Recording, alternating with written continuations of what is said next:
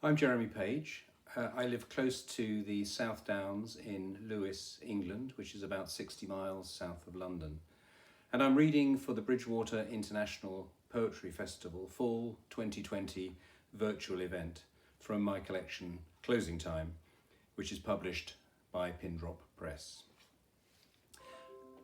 The first poem I'm going to read imagines an encounter between reclusive author Thomas Pynchon and socialite Paris Hilton, when Pynchon met Hilton. When Tom met Paris, two worlds collided with knobs on. Morrissey and Marr made up. Peace escalated in the Middle East. Ireland won the Ashes, and Lord Lucan was discovered alive and well in Thaden Boys. When Tom met Paris, they conversed deep into the night about the simple life, celebrity, the myth of invisibility, racism, Salman Rushdie as husband, Marge Simpson as wife and author, and the identity of Wanda Tinaski. At dawn, Paris slipped away while Tom faced the cameras. The paparazzi went wild. Now Tom is Britney's new best friend, while Paris has withdrawn from the world to write. The Diary of Tinkerbell Hilton, too, they say, will be a much profounder book.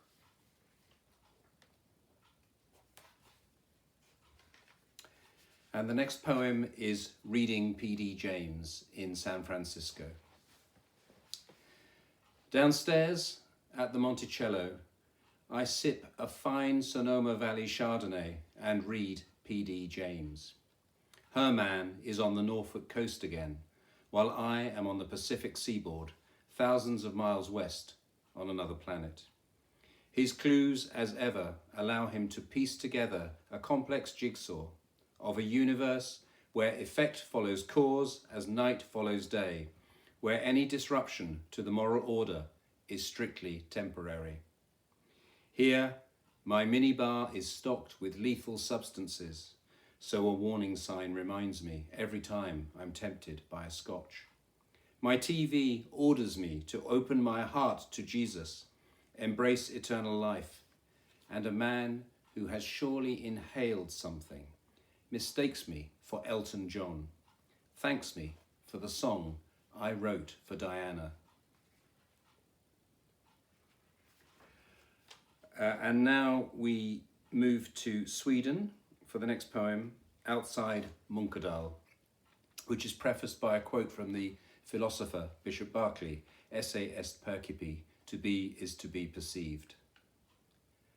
Less than a week after midsummer, and on this still, bright evening, there is no one here.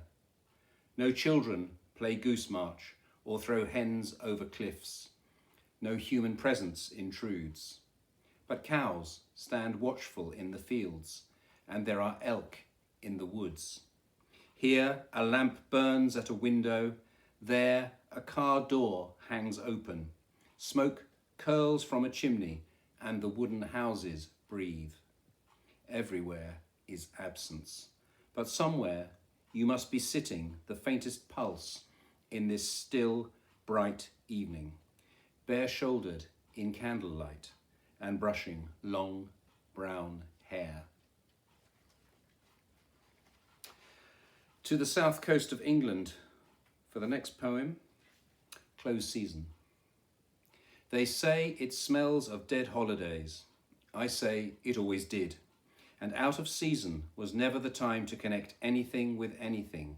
Here, where you can only wonder at the sea in all the shades of grey on Richter's palette, wonder where the ice cream vendors go, and if the deck chair man can really hibernate in his cave beneath the cliff with his chairs, his memories of summer. On the pier, a salt breeze ruffles a scrap of gaudy poster, and offshore, somewhere close, a ship's bell tolls for something gone, for something. And finally, I'm going to read Metaphysical. And now I can't remember if it was Daedalus or Jennings whose metaphysics led him to locate himself with such precision in his universe. Building, road, town, county, country, continent, hemisphere, planet, galaxy, a tiny living pulse against the enormity of things, a living embodiment of insignificance, purpose unknown, unless to show we need no why and no because.